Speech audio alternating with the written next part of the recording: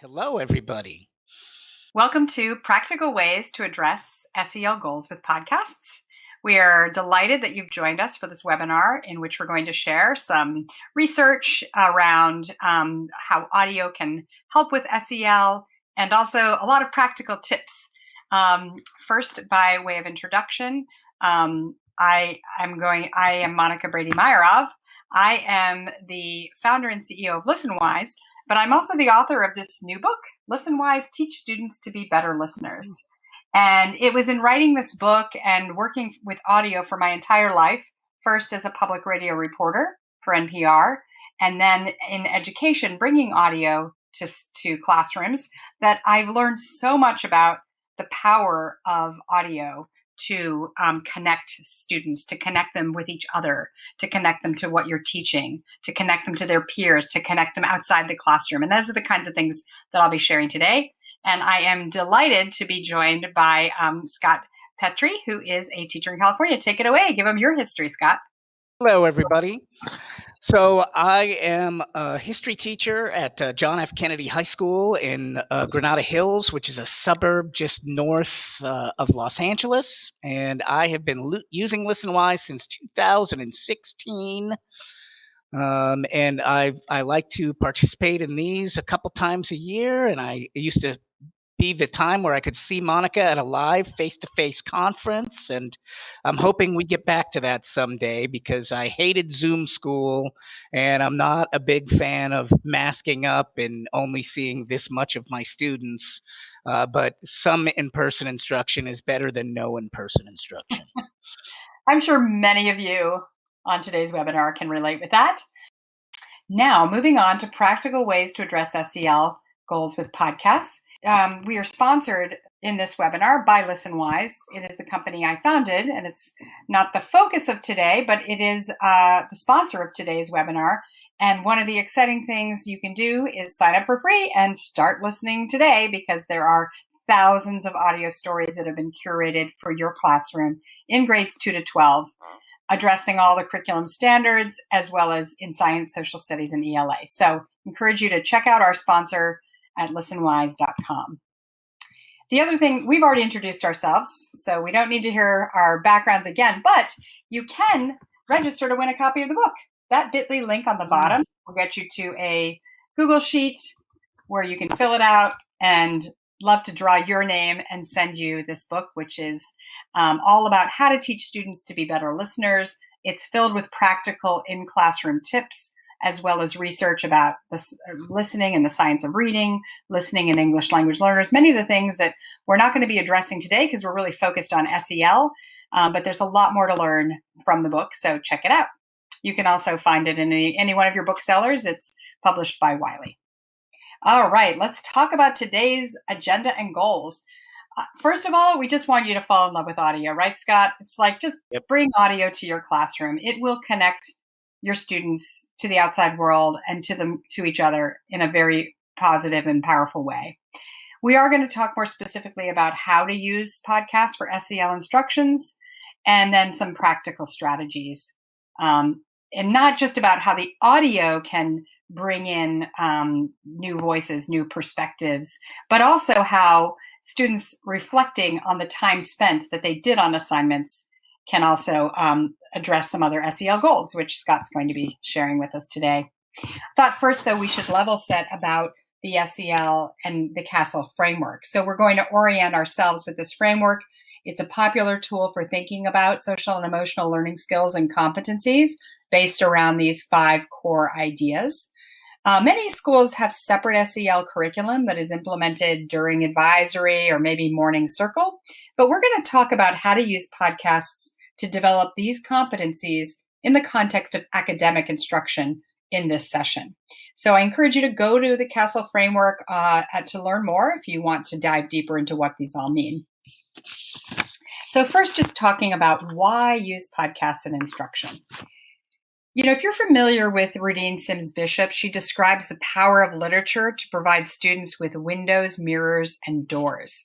So like other instructional texts, audio stories can offer these windows, mirrors, and doors to deepen and enrich students' learning experiences. Through listening to podcasts, students may find their experiences reflected and validated as in a mirror, or they might better understand the experiences other than their own, as if observing through the window. And then for a brief moment, they may even feel like they're walking in someone else's shoes, which can open a door into another person's world. We're going to be playing some examples of that as well today. But just think about adding audio to your instruction provides a deeper connection to these windows, mirrors, and doors, because you'll be hearing people in the first person, in their own words, in their own accents, and their presentations. Audio stories provide these opportunities to promote diversity, equity, and inclusion, foster this social and emotional as a lever for equity and inclusion. Research and practical experience suggest that instructional materials and texts that reflect students' backgrounds and experiences, they're just critical to deeper engagement. They're what the students tune in for. If they hear themselves, people like them, in their coursework and in your classroom, they are going to connect. So representing different cultures, races, genders, it's important to build that student engagement and foster inclusion in your classroom. And student engagement is key to building a safe, positive school culture that increases achievement. And I know now, probably more than ever, we are all interested in doing that, coming back in the middle of a pandemic that's now a year and a half on, so many stressors in the classroom and at home, that to build this safe and engaging school culture is very important. And I know that audio can help foster that and build more community, creativity. It decreases boredom, alienation. Like, these things are what's going to keep your kids engaged in school at a very difficult time right now. So one example of that is that I want to play for you now is just diving into an example of how playing a story that has a historical, that is about a historical event and has voices from that event can quickly drop the walls of your school and transport your students somewhere else in time and space. And the story that we're going to hear, and this is only a clip from it, is about the Little Rock Nine and the integration of the high school in Arkansas. And it immediately puts you in the middle of the melee that happened around these students. And these are students their age, they're contemporaries, so to speak. And it really, I just want you to listen, and I want you to respond in the chat how this makes you feel when listening to this audio clip. For years, schools in Little Rock, and in many places around the country for that matter, were segregated. The students who would come to be known as the Little Rock Nine went to schools for blacks. In 1955, as the civil rights movement became a national force, the Little Rock School Board adopted a plan for gradual integration. Realizing this would become an important case, legally, politically, and morally, the NAACP helped register 9 black students based on their excellent grades and attendance to transfer to Little Rock Central High. They were not welcomed warmly.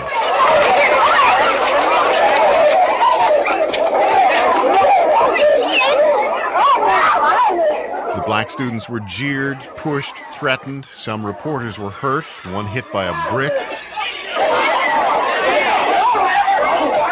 School windows were smashed.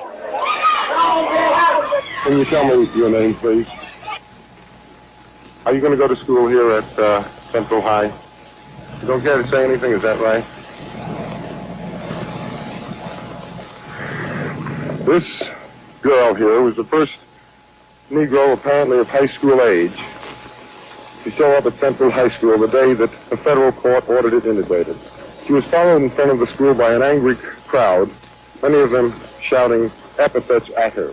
That, just reading from the chat, I'm hearing makes people feel fearful, mad, sad, angry.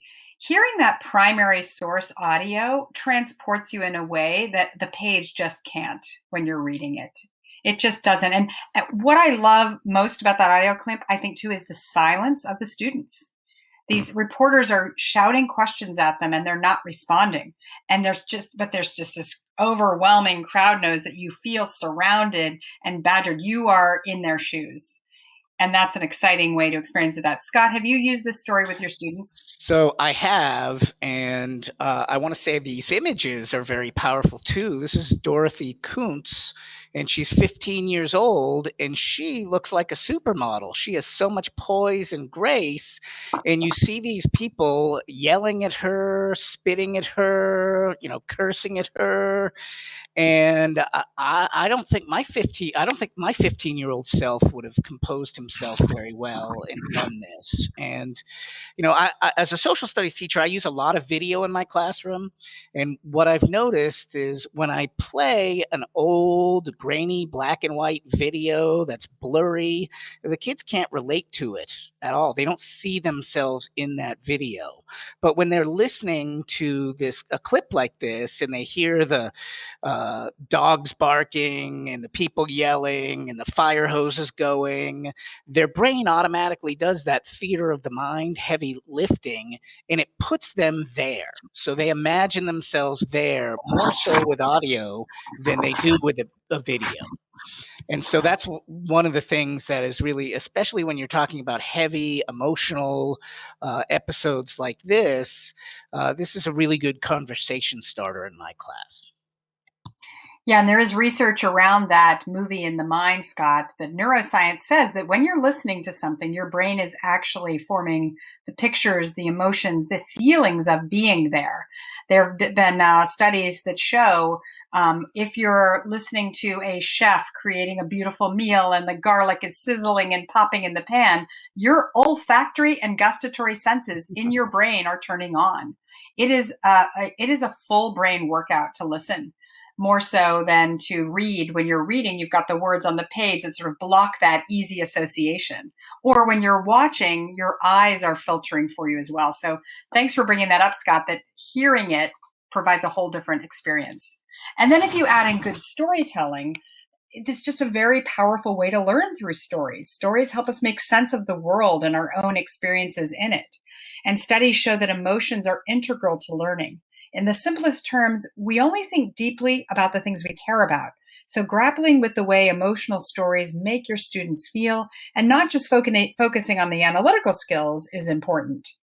Neuroscience shows that emotion, attention, and learning are all linked. That should come as no surprise. They're all linked together. When you're attentive and you're interested and you're emotionally engaged, you're going to remember that. So the storytelling and human emotions found in podcasts make them the perfect medium to build SEL skills with your students. And what we just heard is a perfect example of this in your shoes listening, because I think there's a big power in hearing someone else's voice. It's much easier to understand their perspective, feel empathy, and make a personal connection. So when you're listening to a story, you have what researchers called an immersed experience view.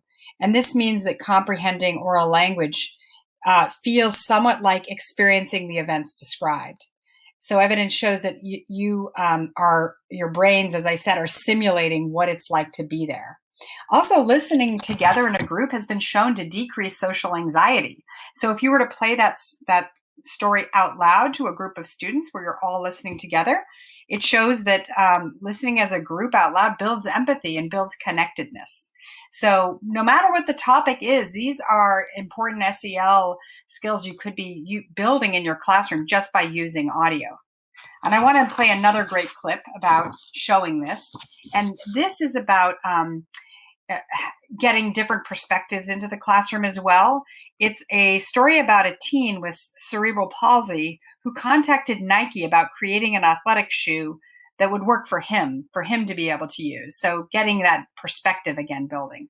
So let's listen to this clip. And while we do, please put your thoughts in the chat. What are you thinking about? How do you think your students would react to hearing this? Because this kid is about, the age of a high schooler.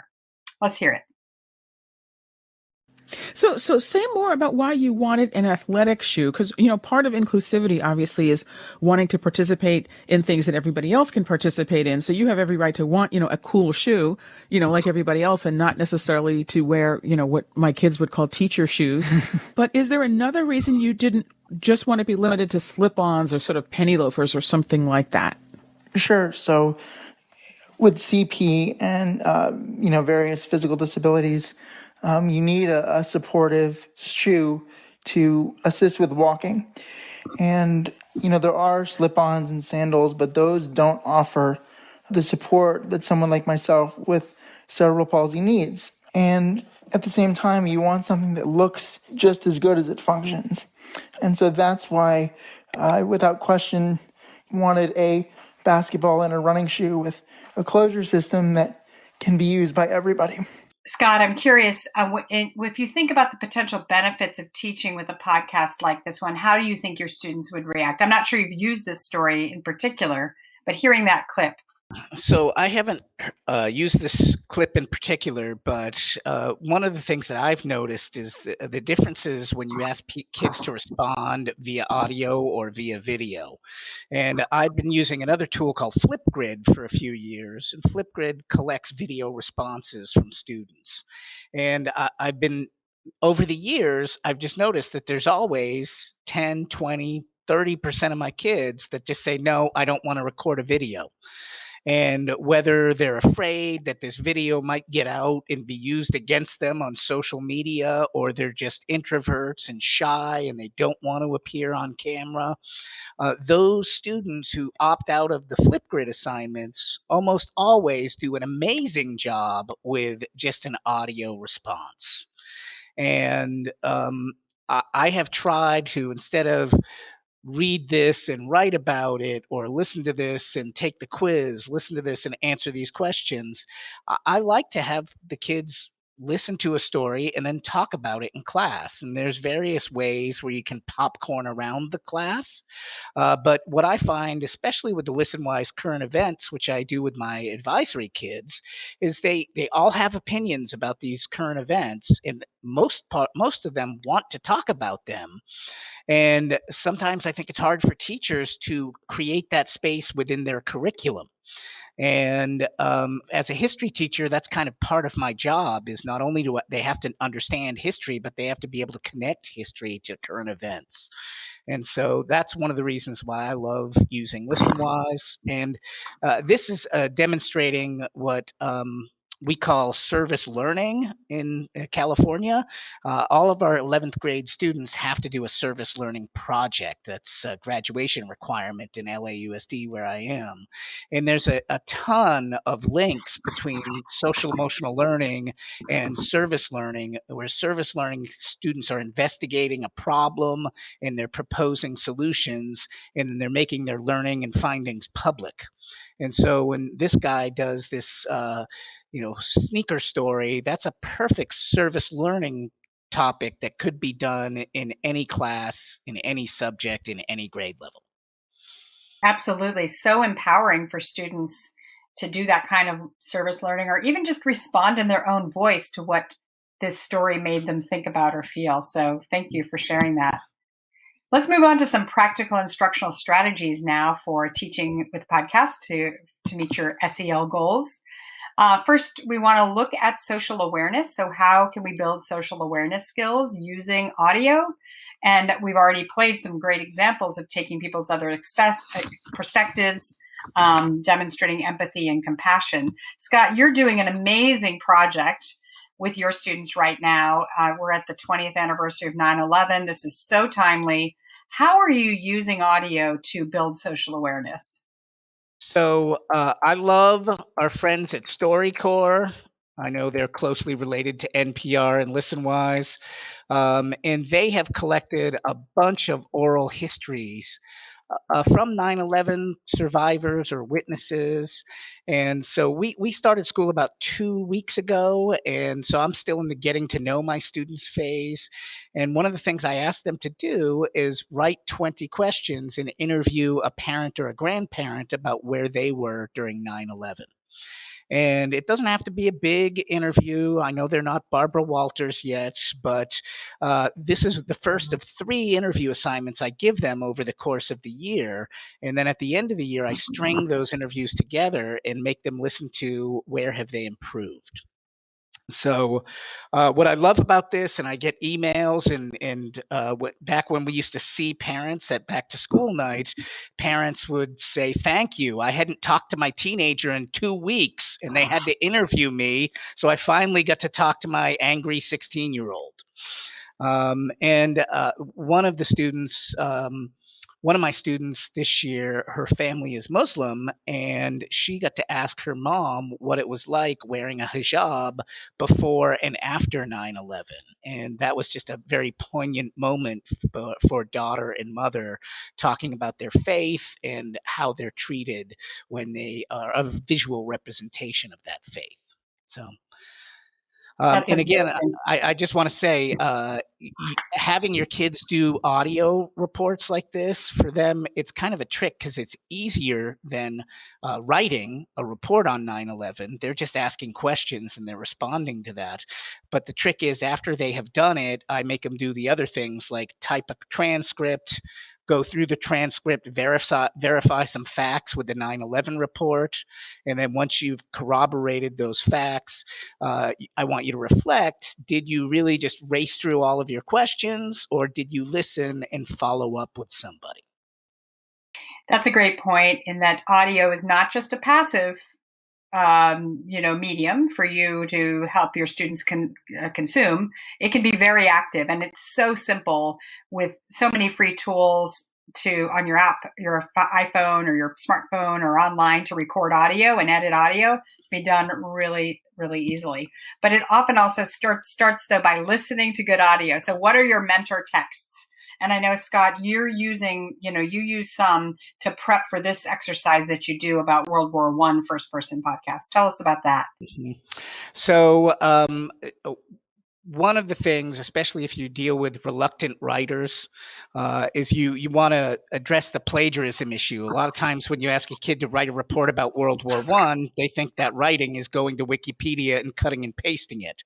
And so what the first person podcast does is it makes them take whatever information they've learned about an individual or a group or an event, and now they have to put it in the first person that they're there. And usually what I do is I let them, they can work in teams.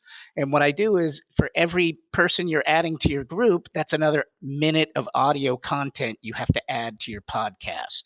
So it's all of a sudden not so great doing, having 4 people in your group, because now you have an 8-minute podcast that you've got to do. And that's a lot of content.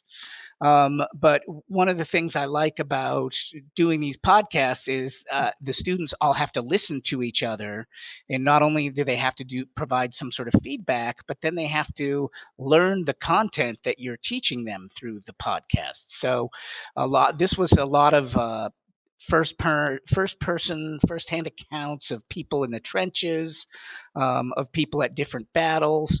And what I liked about this project is I had found that the BBC had released over 40,000 sound effects.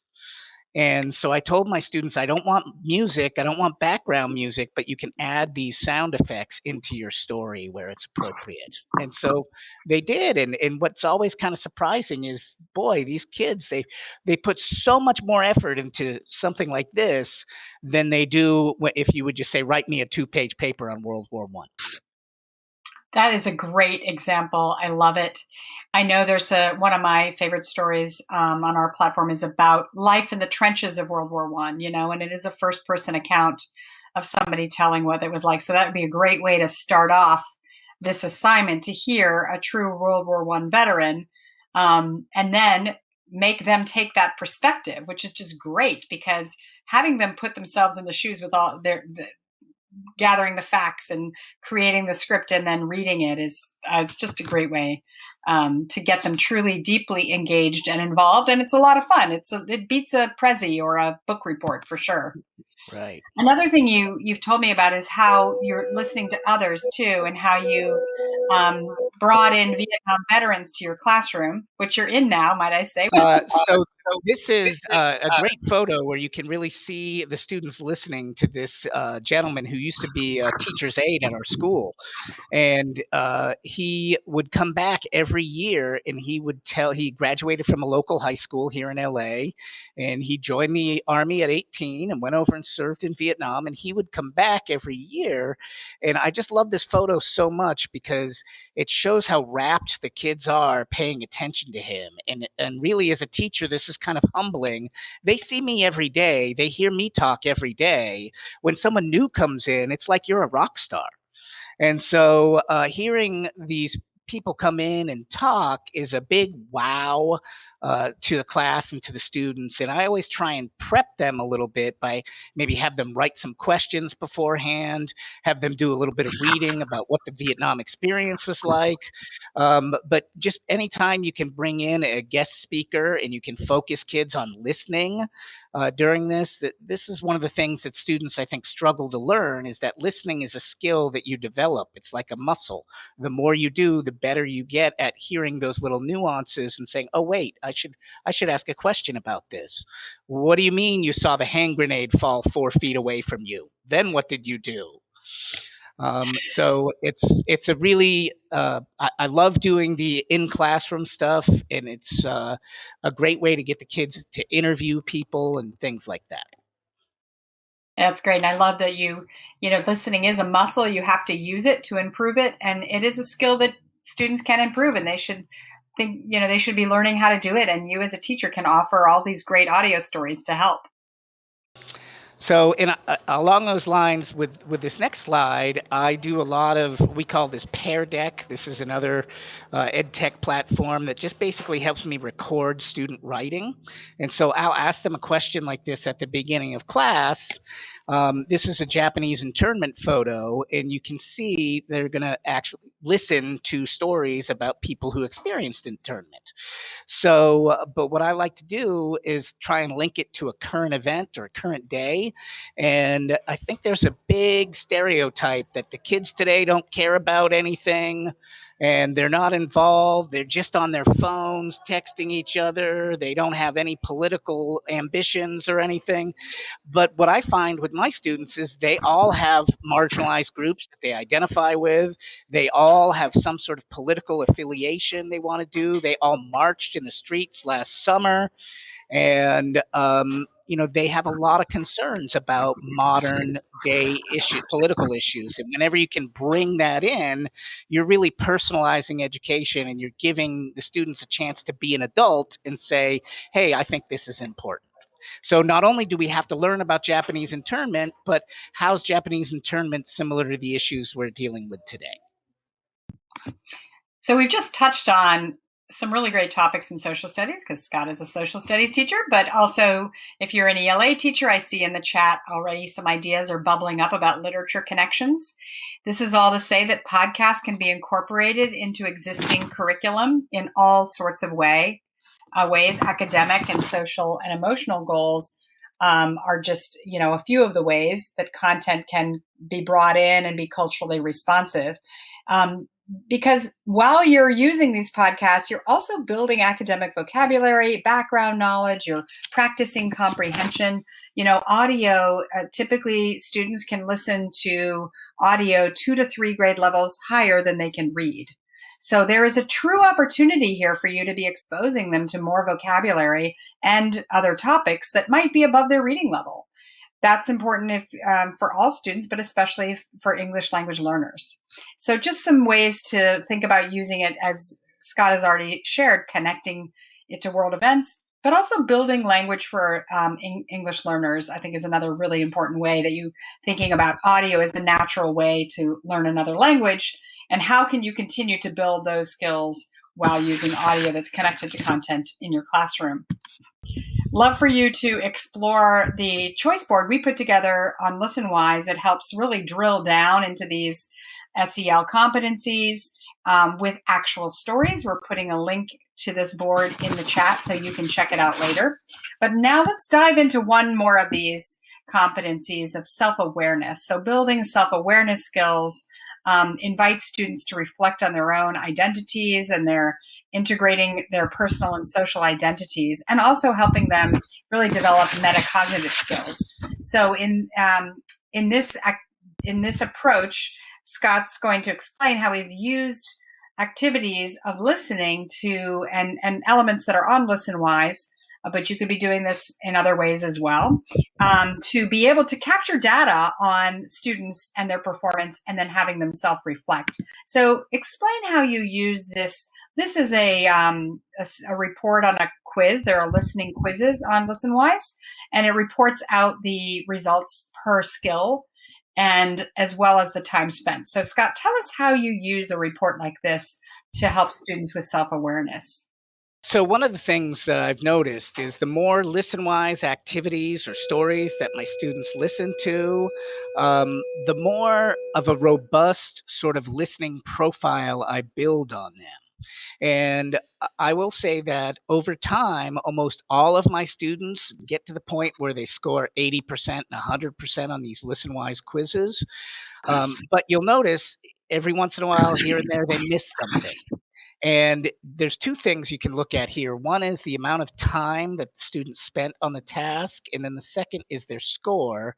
And the third is if you look along the top and you can see there's being literal, there's vocabulary, there's main idea, there's point of view. So this student in particular was having trouble identifying the point of view of the story she's listening to. And so this would probably be a problem area in her writing as well. So when I look at this data, and this is really only after 5 stories, I can see that the student needs support in that area. And then I can start crafting the instruction I do in my class around that point of view domain that the student is struggling with. I don't need to worry about her summarization skills. I don't need to worry about her analyzing skills. She's doing fine there. So, and then if you go to the next slide, I think we have even more data. And this is one of the things I do at the beginning of the school year is I have my students take this thing called an executive skills questionnaire. By Dawson and Guare. And it tells them, hey, you're really good at these 3 things and you're really bad at these 3 things.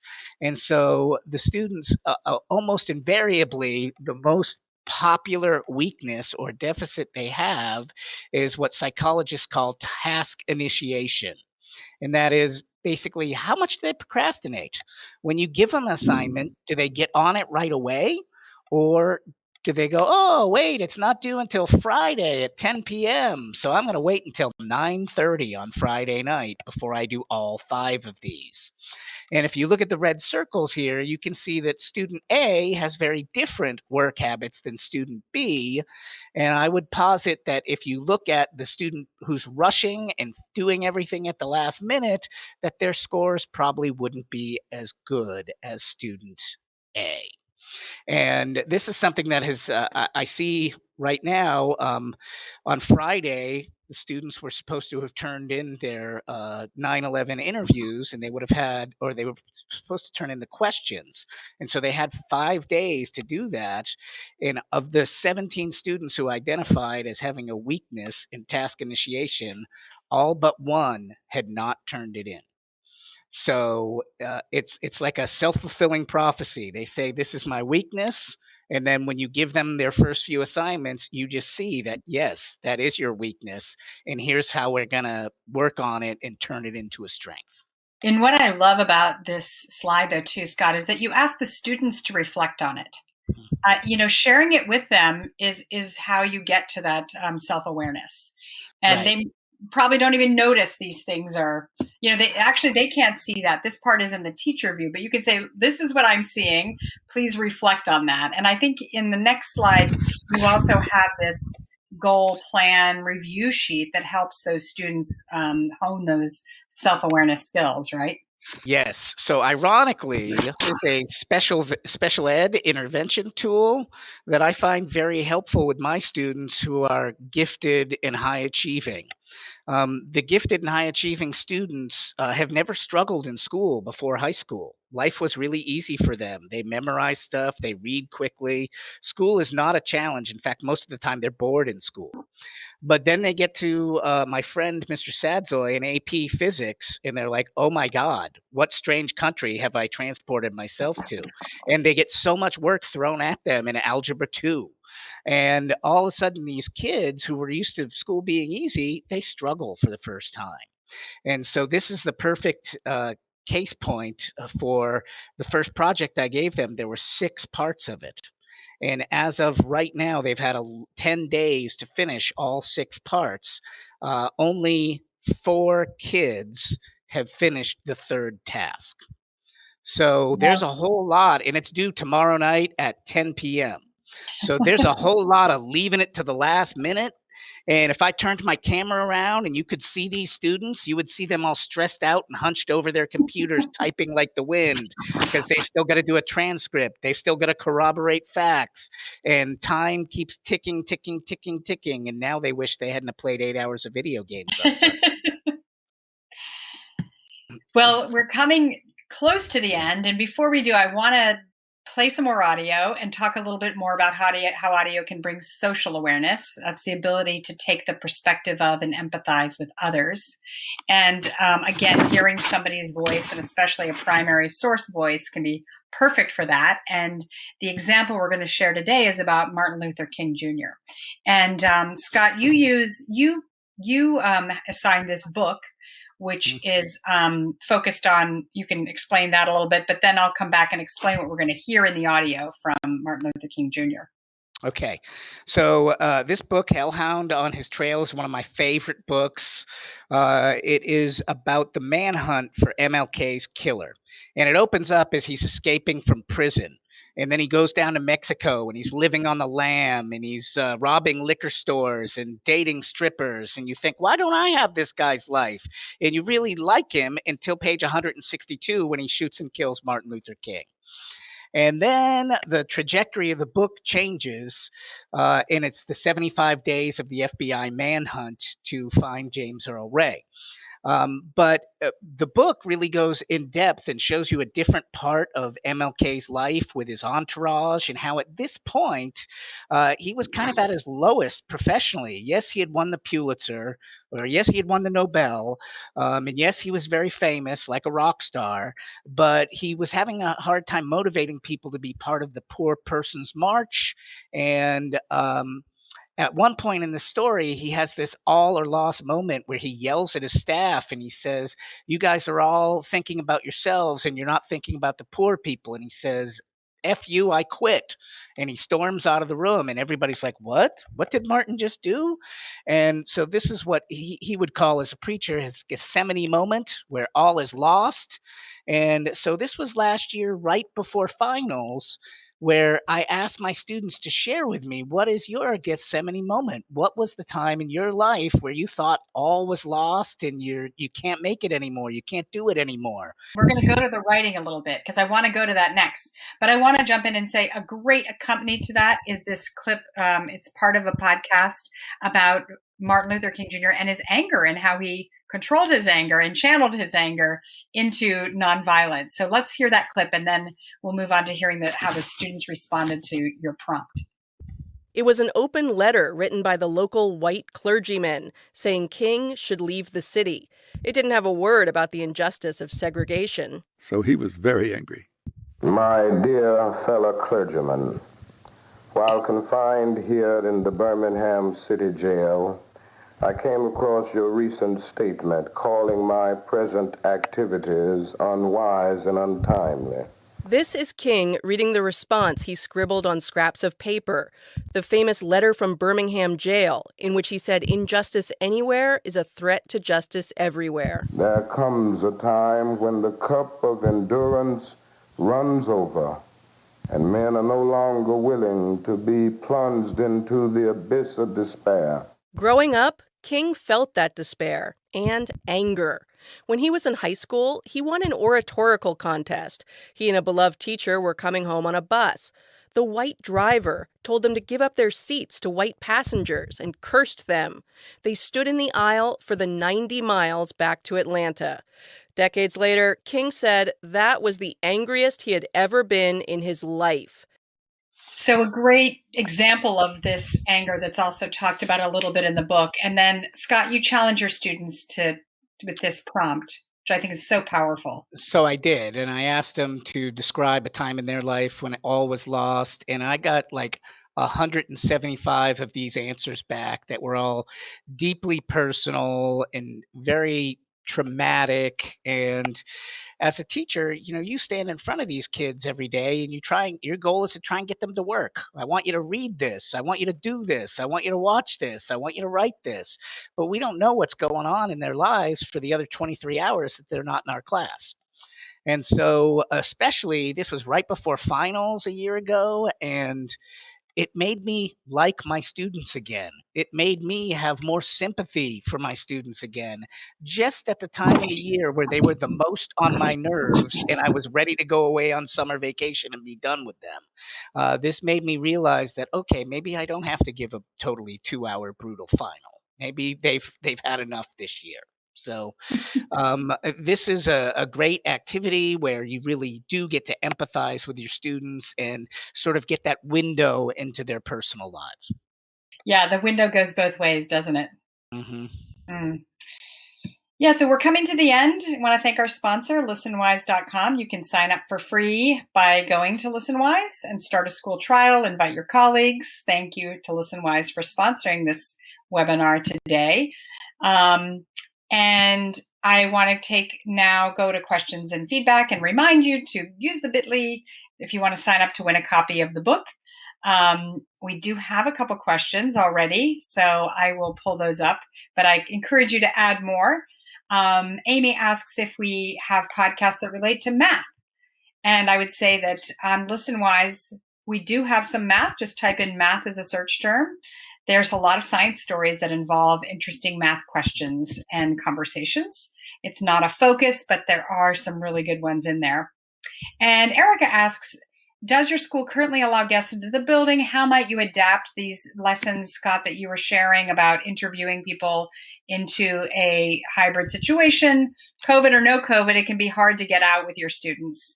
I mean, I know that, well, I'll let you answer that first, and I'll add on if there's something I can include. So that's a great question. In California, where our district today is debating a vaccine mandate. So, if students choose not to get vaccinated by a certain date, I think it's November 30th, they're going to be put back into online school. And so it would be difficult to bring in someone who is not vaccinated. LAUSD is doing a ton of COVID testing. We take COVID tests at least once a week. And so if you want to bring a guest in, they have to take a COVID test within the last 5 days. So, but I'll share too, though, that with the audio tools out there now and the way you can record, there's a teacher here locally in Massachusetts where I am, where I facilitated him he got in his science classroom, he found researchers working in specific areas about sediment coring. That was the subject matter. Students wrote up the questions. They actually researched what the researcher was studying, sent the questions via email through the teacher. And the teacher asked them to record on their smartphone. So just explained a few simple steps on how they could record their answers. It wasn't simultaneous. The students never interacted with somebody outside the school they didn't know. And the teacher fed back the answers to the questions online. I don't know if you've done that, or Scott, maybe some students, when interviewing their family members about 9/11, might have done it with family members far away, right? they could. There's an app called Zencaster that helps you record on both sides of the computer and then mix it together. So students can do that. What I envisioned on this first project is they're interviewing someone that's at the house with them. So they just put the phone down on the kitchen table and they talk. And, I know there's a great website called skypeascientist.com where you can get these world-renowned scientists to Skype into your class and talk about oceanography or any of their neuroscience, whatever their topic is. The pandemic has made us all better teachers through Zoom. I think the trick is just to use it in moderation and remember we don't want to go back to full-time Zoom instruction. Yeah, I agree with that. But I think that audio is actually a really great way to connect with your students and give them assignments that are not on the screen, that can just be portable and listen to at any time, and that they can also reach outside the Zoom and interview people and bring them into their assignments. So lots of great opportunity for you and your students to engage with audio, to meet your SEL goals. We hope you've learned a lot today from what we've shared. Scott, thank you so much for joining today. And thank you, Monica. Always a pleasure. It's always fun to talk about our love of audio and all it can do in the classroom with you. And to everyone who came, we just want to thank you for attending and have a great day.